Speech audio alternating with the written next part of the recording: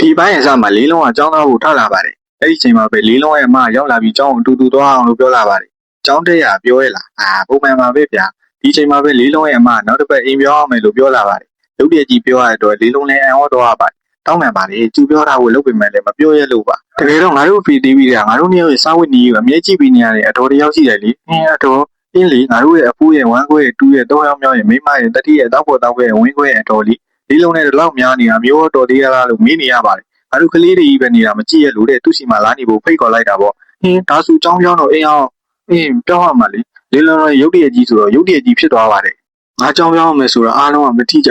ဘူးအားလုံးကပုံမှန်တိုင်းပဲလဲပတ်နေတယ်နောက်တစ်ပတ်ဒီဟာရောလေးမှာရှိတော့မှာမဟုတ်ဘူးသူတို့ကငါចောင်းပြောင်းသွားမှတိသွားရင်ဆိုတာတွေးပြီးငိုးနေတဲ့အချိန်မှာပဲဆရာစာကာကြီးရောက်လာပါဆရာစာကာလည်းမင်းတောက်ပေးရမင်းပါမင်းရှင်းဆိုပြီးဟိုကျွန်တော်နောက်တစ်ပတ်ចောင်းပြောင်းတော့မှာပါចောင်းပြောင်းမယ်ဆိုတော့အိမ်လည်းတစ်ခါလေးပြောင်းမှမလို့တောင်းပန်ပါတယ်လို့ပြောလိုက်ပေမဲ့လည်းအားလုံးကကံကောင်းကြပါစေလို့ပြောတော့ရောလေးလုံးနဲ့ចောင်းတော်လေးဖြစ်သွားပါတယ်။ကျောင်းခံမှုတဲ့ပုံမှာတယောက်တည်းကိုးငွေတဲ့အချိန်မှာပဲငိုးနေတာလားဆိုတဲ့အတန်းနဲ့သူဘွားတော်ကြီးတပွေရောက်လာပါဟာငိုပါဦးဗျာမျက်လုံးနဲ့ဖုံဝင်းသွားလို့ပါဘွားတော်ကြီးကလည်းအိမ်ပြောင်းတော့မှာပေါ့ကိုယ်အိမ်ကိုရလူဖြစ်နေတဲ့နေရာကိုစွန့်ခွာတော့မှာဆိုတော့ရင်းထဲမှာဘလို့နေလဲဆိုပြီးလားဆွာနေပါတယ်အဆင်ပြေပါတယ်ဗျာရော့ရွှေဖုံသီးနဲ့လေးစားပြီးအာတင်းထားဟာဘွားကျေးဇူးပါဗျာရော့ဒါလေးကမင်းအိမ်နီးနားချင်းတွေအတွက်ဒါကအိမ်ပြောင်းရွှေကြီးလုံသားတွေအတွက်တော်ပြီလေဗျာအိမ်ပြောင်းရွှေကြီးလုံသားတွေကအင်တိုင်းအားနာနဲ့လောရမှာဆိုတော့အတီးနဲ့နေပဲစားပါမလဲဗျာလေးလုံးရဲ့စကားကြောင့်ဘွားတော်ကြီးလည်းစိတ်မကောင်းဖြစ်သွားရပါတယ်ဒီတော့မှလေးလုံးလည်းအဲ့လိုဟုတ်ပါဘူးဗျာအတီးနဲ့ဆိုတာကျမ်းမာရေးနဲ့ညီညွတ်တယ်လေကြိုက်မှာပါဘွားဟင်းလျာတွေကိုစောင့်မျှော်နေတဲ့အိမ်ပြောင်းရွှေကြီးလုံသားတွေတေချာပေါက်ရှိပါလို့မိုတီတီပေးလိုက်ပါတယ်ဘွားတော်ကြီးလည်းမိုတီတီရသွားပြီး confidence level တွေစိုးရိုက်သွားပါတယ်တမိုင်းဆရာလည်းရောက်လာပြီးငါ့ရဲ့ခွဲခွာခြင်းလက်ဆောင်ဆိုပြီးလေကောင်းပြောက်သေးအတင်းထိုးပေးလာပါတယ်ရပါတယ်ဗျာမလိုပါဘူးမင်းအိမ်နီးနားချင်းတွေပေးလိုက်ပေါ့ကွာခုမှအိမ်ရောက်လာတာဒါကြီးသွားပြီးတော့ဝိုင်းရိုက်ကြမှာပေါ့ဗျအားကစားဆရာလည်းရောက်လာပြီးသူ့ရဲ့လက်ဆောင်ဆိုကချင်းစက်ကြီးလာပေးပါတယ်လေးလုံးကလည်းဘာကြီးလာပေးမှမသိလို့တင်းနေပါပြီစီအောင်မလေးလည်းရောက်လာပြီးလွမ်းနေရတော့မယ်ဆိုတာကြောင့်လေးလုံးလည်းရှက်နေပါပြီအမတ်တရလက်ဆောင်ဆိုတာကို့မှာရှိတဲ့အရေးကြီးပစ္စည်းကိုပေးရဆိုပြီးမူလီကြီးချုပ်ပေးလိုက်တဲ့ကြောင့်ဆက်အဲ့ဒါတက်ပြီးပေါက်သွားပါပြီ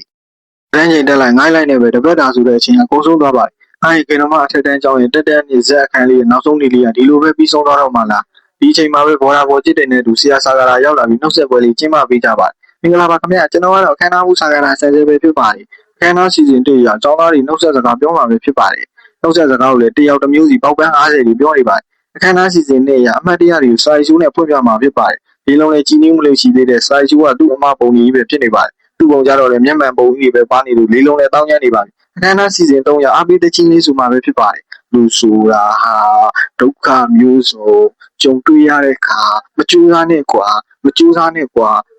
့အရှုံးပေးကွာလေးလုံးနဲ့လီးနေဆိုးနေရလားဆိုပြီးတင်းနေရပါပြီအစီအစဉ်လေးရအခြေချုံသမားလေးရဲ့ယောက်ျားဆန်နဲ့ဖွဲ့ရဝန်ခံချက်ပဲဖြစ်ပါတယ်နောက်ဦးပဲလေးလည်းသူ့ရဲ့ရင်းနှီးပြစကားတွေကိုပြောတာပေါ့ဟိုကလည်းငင်းတယ်လို့ပြောလိုက်တာကြောင့်126ကောင်မြောက်ငင်းခံလိုက်ရတဲ့အတွက်မှောက်သွားပါပြီအစီအစဉ်9ရလက်ဆောင်ပေးရမယ်ဆိုကအင်ကြီးချိတ်တွေခပတ်တူဒါစင်လိုက်ကြီးပေးနေတာကြောင့်လေးလုံးလည်းတိုင်ပတ်နေပါပြီနောက်ဆုံးမှာတော့အားလုံးရေးထားတဲ့ကံကောင်းကြပါစေဆိုတဲ့စူတောင်းစာလေးပေးလိုက်တော့လေးလုံးလည်းမျက်ရည်တွေဘူးတီလုံးလောက်ကျလာပါတယ်ဒီချိန်မှာပဲဘွားတော်ကြီးရောက်လာပြီးမင်္ဂလာဆောင်ဝိစုံကြီးနဲ့ပါလေးလုံးရဲ့အမလည်းအတော်ဆိုတာကြောင့်ငါတို့ရဲ့အဖိုးရဲ့ဝမ်းခွဲရဲ့တူးရဲ့3ယောက်မြောက်ရဲ့မိမရဲ့တတိရဲ့တောက်ပေါ်တောက်ခွဲရဲ့ဝမ်းခွဲရဲ့အတော်လေးရှင်းပြလိုက်မှလေးလုံးလည်းဘွားတော်ကြီးရဲ့သူ့အတော်မြန်တိသွားပါတယ်ဘွားတော်ကြီးအိမ်ပြောင်းရွှေ့လောက်သားနဲ့ခုမှပူပူနွေးနွေးမလက်ထပ်ထားတာလို့လည်းစိုးနေပြန်ပါတယ်လေးလုံးရဲ့မူတီတီကြားပြီးဖွင့်ပြလိုက်ပြီးကြိုက်သွားတာလို့လည်းပြောနေပါတယ်ဒါနဲ့ပဲအိမ်ပြောင်းစရာမလိုတော့ဘူးလို့ပြောလာပါတယ်လေးလုံးလည်းဘာလားဆိုပြီးတော့ဒီပိုင်းလည်းဒီမှာလည်းပြီးဆုံးသွားပါတယ်ကြည့်ကြအားပေးတဲ့ကျေးဇူးပါဘယ်လိုလို့